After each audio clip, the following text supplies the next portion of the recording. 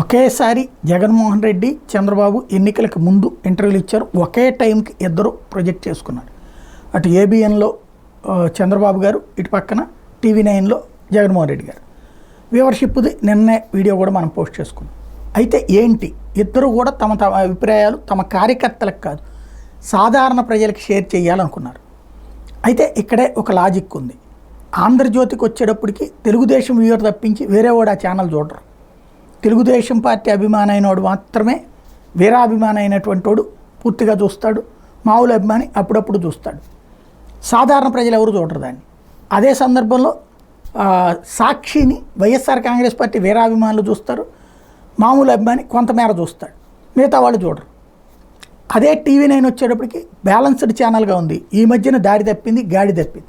But దానికి neutral వేయరు, ఇంకా పోలేదు. ఎందుకంటే వేరే ఆల్టర్నేటివ్ దొరకలేదు కాబట్టి.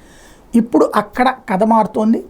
ఏదైతే ఇప్పుడు TV9లో వచ్చినటువంటి ఇంటర్వ్యూ, అందుకని వ్యూవర్షిప్ ఎక్కువగా. ఇద్దరు కూడా తమ తమ అభిప్రాయాలు చెప్పేసుకున్నారు.